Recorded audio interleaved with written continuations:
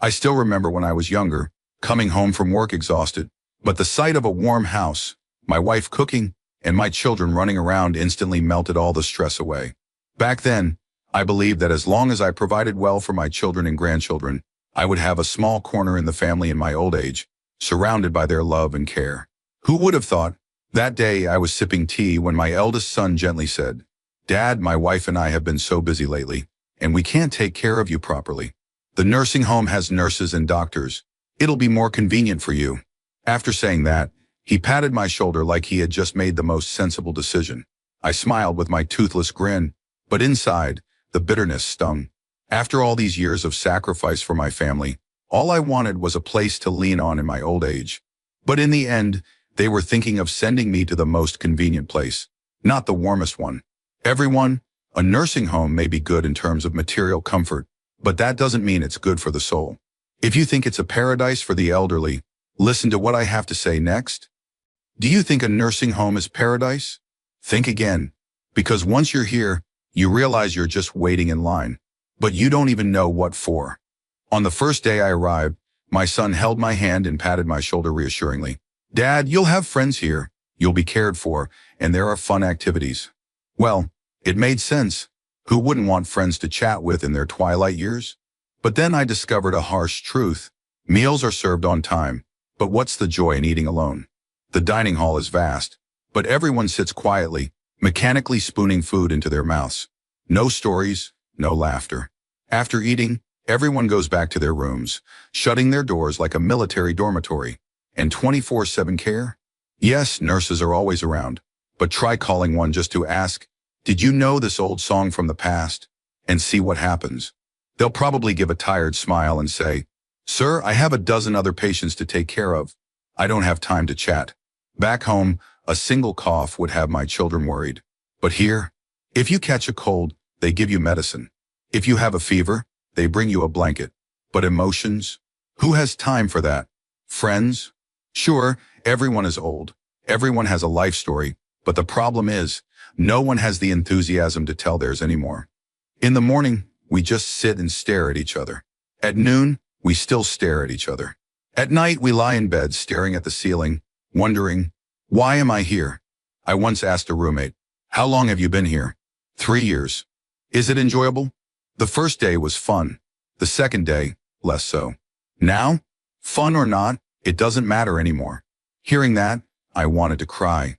But who would comfort me? So I just swallowed it down and forced a smile. Someone even joked, "A nursing home isn't paradise.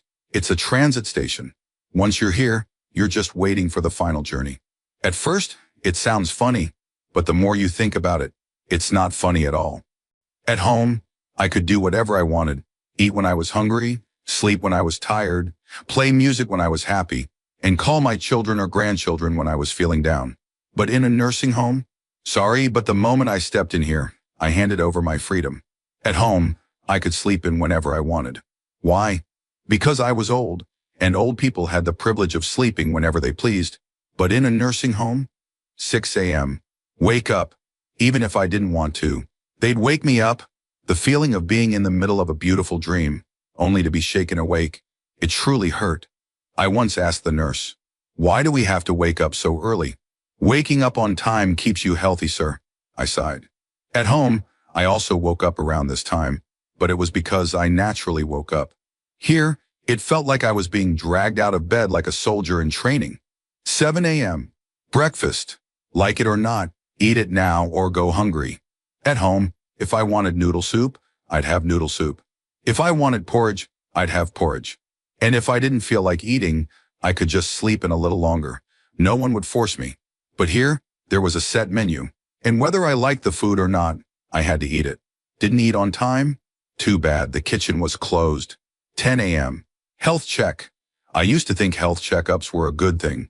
But when it happened every single day, blood pressure, blood sugar, heart and lungs checked, it started feeling like an obsession. If my blood pressure was slightly high one morning, the doctor would lecture me all day, as if I was about to leave this world at any moment. 2 p.m. Exercise time. Don't feel like walking? Sorry, it's mandatory. At home, if I felt lazy, I could just lay back and watch TV. But here, No one cared about what I wanted. When it was time, I had to go outside and exercise. When I told the nurse my legs hurt, she said, "Walking will help with the pain, sir." So I walked, but after 3 laps, I was too tired and asked to rest. Immediately, I got a disapproving look. "Sir, you're getting weak." I sighed. Weak or strong? Did I even have a say in it anymore? 8 p.m. Lights off. If you're still awake, well, just stare at the ceiling. My whole life, I had gone to bed at 11 p.m. But here, the lights were turned off at 8 p.m., and I was expected to sleep. How could I? I lay there, wide awake, watching the ceiling fan spin in silence, wondering, will they wake me up early again tomorrow? Do you see? In a nursing home, I was no longer me. I was just an old man living on someone else's schedule. When I was at home, I saw my children and grandchildren every day. When I entered the nursing home, I thought they would visit me often. But their idea of often turned out to be occasionally, once in a while, or worst of all, never. On my first day at the home, I was still cheerful. My children reassured me. "Don't worry, Dad. We'll visit often." I believed them. I waited. First week, every day, I looked toward the door, expecting someone to walk in any moment, but no one came. Second week, I comforted myself, thinking maybe they were just busy. It's okay, I'd wait a little longer. 1 month passed. No visits. I got restless and called them. Every one of them said, "I've been really busy, Dad. I'll come this weekend." 2 months passed. Every weekend, there was a new excuse. Work, kids, traffic, bad weather. I started getting used to the silence. 3 months passed. I stopped waiting. Maybe they really had forgotten me. Someone at the home joked, "When was the last time your kids visited you?" "The day they signed the papers to leave me here." Thinking about it, I realized it was true. The day they left me here, they were full of concern, making promises, telling me they would visit often. But then what? Life got busy, their priorities changed, and I became just another name on their "I'll get to it later" list. Sometimes, I looked at the other residents. One old woman spent her days holding a photo of her son, wiping it carefully as if cleaning it would somehow bring him back. Another old man smiled at every visitor, hoping they were his family. But in the end, reality remained the same. Loneliness was our most faithful companion. Occasionally, someone's family would visit, but they would come in a hurry and leave just as quickly, like they were fulfilling an obligation rather than truly wanting to be there. "How are you, Dad? Everything okay?" Yes, I'm fine." Even when I wasn't. "All right, I have to go. I'm really busy." And that was it. I didn't blame them. I just felt sad. Sad that some promises, though warm at the time, were never kept. A nursing home isn't scary, but loneliness is. My fiends, a meal without salt can still be eaten, but a life without love, how can one swallow that? Many people believe that as long as a nursing home has good facilities, the elderly will be happy. Yes, there's a soft bed, 3 meals a day, and nurses on standby. But there's one thing that is never enough: the warmth of family. At first, everyone still has energy. The elderly chat with one another, exercise, play chess, and listen to music. But over time, loneliness seeps into every corner. Early morning, sitting by the door, looking out at the garden with a deep sigh. No sound of children running around, no one calling their name. Mealtime, surrounded by aged faces, everyone quietly eating with their heads down. At home, there was someone to pass them a piece of meat. Conversations filled the air. Here, the meal is complete, but there's no one to share a heartfelt word with. Afternoon, sitting on a chair, watching TV, but not feeling entertained. Family scenes play on the screen, and he scoffs softly. "Looks nice. Makes me envious." Night. The room is silent, staring at the ceiling, lost in thought. Sometimes, tears fall, and no one knows. Someone in the home once said, "We lack nothing here, except someone who remembers us." The old man in the room next door used to be lively, always cracking jokes and laughing.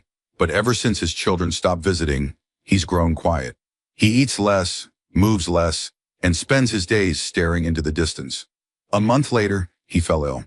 Not because he lacked medicine, but because he lacked love. Loneliness doesn't kill instantly, but it's like a cold wind, slowly creeping into the heart, draining away the will to live. The elderly don't ask for much, just a phone call, a visit, a sincere question. "How are you?" But for many, even that is a luxury. In the nursing home, he once saw an old man receive a visit from his children. The entire home felt happier that day. The man ate better, his eyes sparkled, and he couldn't stop smiling. But as soon as his family left, he sat in a daze, watching their car until it disappeared from sight. They've gone already? Yes, probably won't be back for a long time. And just like that, the small joy vanished, like a fleeting dream. People fear old age because of illness, but the scariest thing isn't sickness, it's being forgotten. So, should one enter a nursing home? My friends, I'm not saying nursing homes are bad, but before deciding, think carefully, because once you enter, there may be no way back. Sometimes, moving into a nursing home is unavoidable. When children are too busy, when health declines to the point where one can't care for themselves, when there's no one left to support them, then a nursing home becomes a safe option. But if there's still a chance to stay at home, think it over carefully. Stay at home, if possible. There's no place like home. Yes, home may be messy at times. Yes, family members may be busy. But at least, every day, you still hear the laughter of loved ones, still feel their care. A home-cooked meal, the sound of someone calling, Grandpa, the warmth of a hand holding yours. These little things are what keep the elderly healthy and happy. If you must enter a nursing home, choose one with heart, not just food and beds. Not all nursing homes are the same. Some feel like parking lots for the elderly, while others genuinely care. If you must go, choose a place where elders are cared for, not just physically, but emotionally as well. Don't let yourself become a clock waiting to stop ticking. If you enter a nursing home, don't let life become just a cycle of waiting for the next meal, for bedtime. Find ways to make each day meaningful. A phone call to family, a chat with a roommate, an afternoon spent reading or listening to music. Anything is better than sitting idly, watching time pass. Remember, my children, the decision is yours. But I only ask one thing. Don't let my old age become a long, lonely stretch of endless days. Life belongs to my children and grandchildren, but old age belongs to me. If one day you decide to place me in a nursing home, think carefully, because some decisions once made can never be undone. My children, old age doesn't just need medicine and food. It needs love and the warmth of family. Don't wait until it's too late to realize that some things, once lost, can never be regained. What do you think? If it were you, would you send your loved one to a nursing home? Comment below. Don't forget to like and subscribe to Elder Mind for more heartfelt stories about aging and life.